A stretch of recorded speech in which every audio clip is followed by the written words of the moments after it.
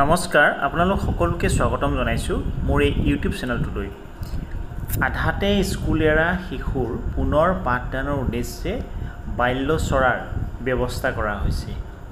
এই বাল্যচৰাৰ ব্যৱস্থাটো ক'ত কেনেকৈ কৰা হৈছে এই ভিডিঅটো আৰম্ভণি পৰা শেষলৈকে চালে আমি সবিশেষ জানিব পাৰিম আহকচোন ভিডিঅটোৰ মাজেৰে আমি জানিবলৈ চেষ্টা কৰোঁ এই বাল্যচৰা ব্যৱস্থাটো ক'ত কৰা হৈছে ভিডিঅটো চাই ভাল পালে লাইক শেয়াৰ আৰু চেনেলটো সাবস্ক্ৰাইব কৰি দিব প্ৰাইড ইষ্ট এণ্টাৰটেইনমেণ্ট প্ৰাইভেট লিমিটেডৰ উদ্যোগত মাজুলীৰ লাচন চাপৰিত বাল্যচৰাৰ শিক্ষক প্ৰশিক্ষণ আধাতে বিদ্যালয় এৰা শিশুৰ পুনৰ শিক্ষাৰ বাবে অনন্য এক পদক্ষেপ গ্ৰহণ কৰা হৈছে নিয়মীয়া বাৰ্তা কাকতখনৰ যোগেদি মাজুলী লাচন চাপৰিত প্ৰাইড ইষ্ট এণ্টাৰটেইনমেণ্ট প্ৰাইভেট লিমিটেডৰ উদ্যোগত প্ৰতিষ্ঠিত বাল্যচৰা বিদ্যালয়ৰ আজিৰ পৰা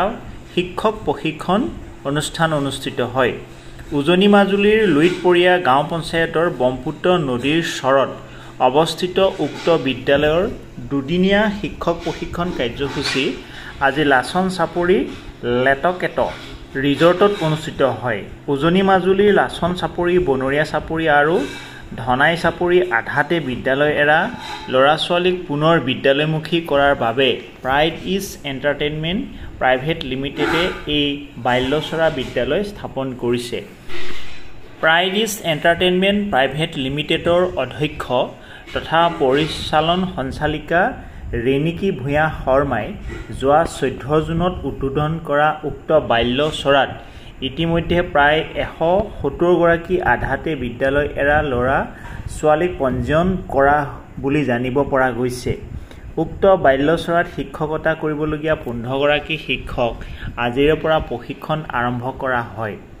আজিৰ পৰা দুদিনীয়া কাৰ্যসূচীৰে অনুষ্ঠিত শিক্ষক প্ৰশিক্ষণ কাৰ্যসূচী পুৱা 10 বজাৰ পৰা আৰম্ভ হয় উক্ত শিক্ষক প্ৰশিক্ষণ কাৰ্যসূচী ধৰে মাজুলীৰ বিশিষ্ট সমাজকৰ্মী তথা ভাৰতীয় জনতা পাৰ্টিৰ মাজুলী জিলা সমিতিৰ প্ৰাক্তন সভাপতি বীৰেন শইকীয়াই মাজুলীৰ news live channel bureau' chief Ranjan বৰাই আদৰণি ভাষণ আগবঢ়াই উক্ত শিক্ষক প্ৰশিক্ষণ কাৰ্যসূচীত যোৰহাট জিলাৰ শিক্ষক প্ৰশিক্ষণ কেন্দ্ৰৰ জ্যেষ্ঠ প্ৰবক্তা কৃষ্ণা ডেকাই শিক্ষক প্ৰশিক্ষণ কাৰ্যসূচী শুভাৰম্ভ কৰে মাজুলীৰ বাল্যচৰা বিদ্যালয়ৰ 15 গৰাকী শিক্ষকক প্ৰশিক্ষণ প্ৰদান কৰা হয় উক্ত প্ৰশিক্ষণত সমল ব্যক্তি হিচাপে যোৰহাট জিলাৰ শিক্ষক প্ৰশিক্ষণ কেন্দ্ৰৰ জ্যেষ্ঠ প্ৰবক্তা কল্পনা হাজৰিকা আৰু বিকাশ পেগু মাজুলী ৰাওনাপাৰ বুনিয়াদী প্ৰশিক্ষণ কেন্দ্ৰৰ প্ৰশিক্ষক তপন শইকীয়া মাজুলী সৰ্বশিক্ষানন্দ সমল শিক্ষক বসন্ত বৰা আৰু প্ৰাঞ্জল শইকীয়া শিক্ষকসকল বিভিন্ন বিষয়ত পাঠদান কৰে আজি শিক্ষকসকলৰ মাজত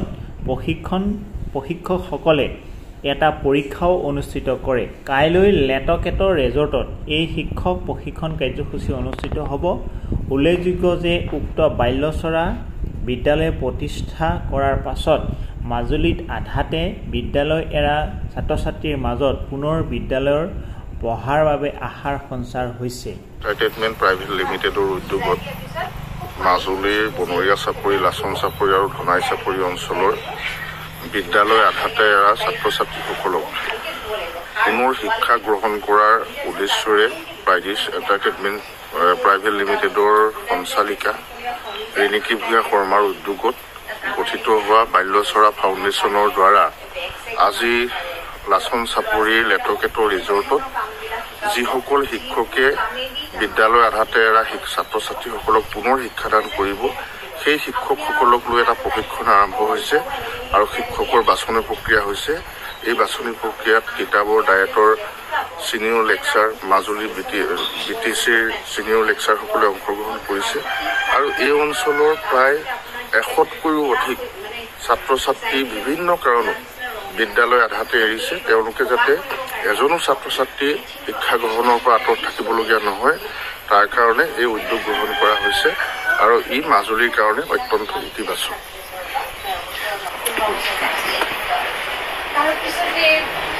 যদি আপোনালোকে পঢ়িবলৈ দিছে যে আপোনালোকে পঢ়িবলৈ দিব সেই পঢ়িবলৈ দিয়াটো ইমান দীঘল লিষ্ট লেচন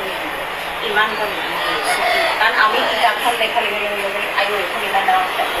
হয়নে ইমান নিদিব অকণমান দিব তাতে কিতাপবোৰ মস্ত নকৰিব তাতে সি গোটেইখিনি যাতে জানিব লগা পাৰে আৰু যদি আপুনি ছায়েন্সৰ কিবা ক্লাছ লৈছে তেতিয়াহ'লে তাৰ যিবিলাক এক্সপেৰিমেণ্ট থাকে সেইবোৰ বৰ দীঘলীয়া নকৰিব ছুটি আৰু যেনেকে বোলে কি হয় হেৰি টেঙা দি দিলে বোলে গাখীৰ ফাটে গাখীৰ ল'লে টেঙা ল'লে চেপি দিলে ফাটি থাকিলে সিমানটো কৰি থাকিলে সেইটো দীঘলীয়া কৰি থাকিব নালাগে ছুটি কৰিব এক্সপেৰিমেণ্টবিলাক আৰু তাৰপিছতে নেক্সট কথাটো হৈছে যে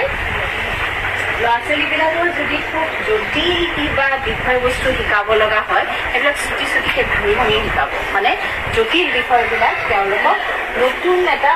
ছুটিকে তেওঁলোকক শিকাবলৈ যাব আৰু আপোনালোকে যদি কিবা এটা গল্প